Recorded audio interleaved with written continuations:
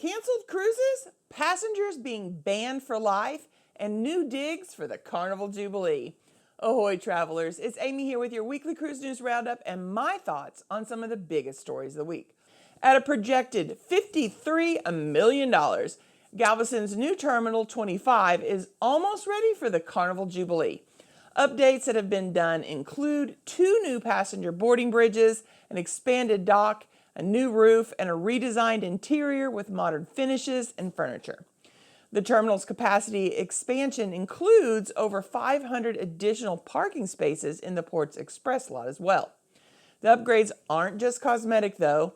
Instead, they are designed to make embarkation and debarkation more efficient for the anticipated 65,000 Carnival Jubilee guests. Additionally, the port had to prepare for the new LNG-powered ship and make sure it could be safely refueled while in port. This was achieved by partnering with Seaside, an LNG refueling barge. The Jubilee is the first brand new ship to be home ported in Galveston. Now, I can't wait to check out this new terminal when we sail on the Jubilee next month. Anyone else already booked on the Jubilee? If so, when are you cruising? Royal Caribbean has canceled another month of excursions to the Blue Lagoon as the investigation continues into the sinking of a ferry last month. The line reached out to guests booked on sailings to Nassau that all excursions to the popular area would be canceled through mid-January. Blue Lagoon is a popular spot for a variety of shore tours, including snorkeling, beach breaks, dolphin swims, sea lion and stingray encounters, shark encounters, and other excursions. Royal Caribbean has not stated exactly when Blue Lagoon tours may resume, only that they are now canceled through mid-January, as it is possible that the cancellations may be extended even longer depending on the results of the ongoing investigation. Now, I've never booked a cruise that stops in Nassau, so I have never taken an excursion to Blue Lagoon. If you've been, let me know if you think it's worth the trip. Well, should cruise lines be allowed to cancel an entire cruise due to a company wanting to book it as a private charter?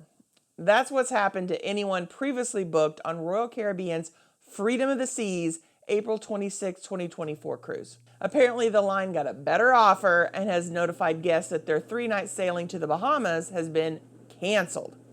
Guests impacted by the cancellation have several rebooking and compensation options, including the opportunity to rebook similar sailings on a different week at the original stateroom price, along with onboard credit.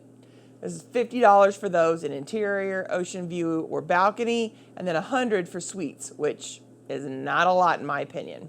The other option is a full refund, including non-refundable deposits and prepaid amenities. Guests can also be reimbursed up to $200 for domestic and then $400 for international non-refundable travel like flights and rental cars. This isn't the first time Royal Caribbean has done this. Recently, guests on the Navigator of the Seas were notified their 7-day cruise from Italy in September of 24 was canceled for the same reason. It's pretty obvious that cruise contracts favor the company since they can basically cancel for any reason, but guests cannot. In my opinion, it is one thing if a line has to cancel due to issues with the ship or port, similar to how Carnival had to cancel multiple sailings on the Panorama due to engine troubles. However, canceling cruises to resell them as a charter just does not seem fair to customers. If lines want to rent out their ships for charter cruises, great.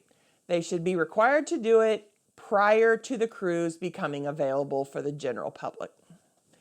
This cruise is less than 6 months out, so you have to assume it was probably fairly booked up.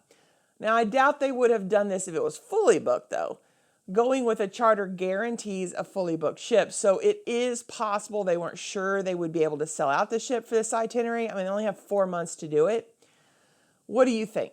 Should cruise lines be allowed to do this to customers? Now, I've got one more thing I want to talk about this week, but if you enjoy this video and maybe even learn something, consider subscribing with the notification bell on so you don't miss any future posts.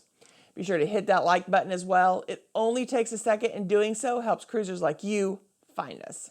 Here is the question of the week.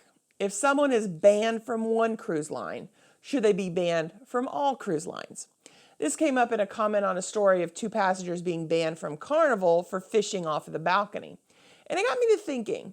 I definitely think there are reasons why cruise lines might want to get together and share information on certain passengers and why they were banned in order to warn other lines. If a passenger is banned for committing a crime, especially something like sexual assault, then 100% they should be banned from all cruise lines. However, something like fishing off the balcony, I don't know about that. Is it stupid and even illegal in some ports? For sure. However, I do think it may sometimes be a case of passengers not knowing something is prohibited. How many cruisers do you realistically think read through all the prohibited items and lists of what isn't allowed on a cruise ship? We're a society of long terms of services that we scroll to the bottom of and click agree without even a glance. I have a hard time believing that cruising is any different. While I think common sense should tell you that fishing off the balcony of a cruise ship is a no-no, I wouldn't think it would be something that rises to the level of a permanent ban across all cruise lines. What about you? Do you think there are reasons why cruisers should be banned from all cruise lines? Are you in the camp that says if they're banned for any reason on one line, it should apply to all cruise lines? Or do you think that should only apply to more serious crimes? What about fighting? I think that's pretty borderline. I believe passengers should definitely be banned from a line for fighting. But since alcohol is usually involved when it comes to fights on cruise ships, is it possible that someone could learn their lesson and be perfectly fine as a passenger afterward? Or do you think that someone who's the type of person to get into a public fight will always be at risk? Let me know in the comments. Do you think getting banned from one cruise line should get a person banned from all cruise lines? Are you ready for more information on cruising? Why not stick around and check out this video and then come back for more information designed to help you have an amazing cruise. Have a blessed week, everyone.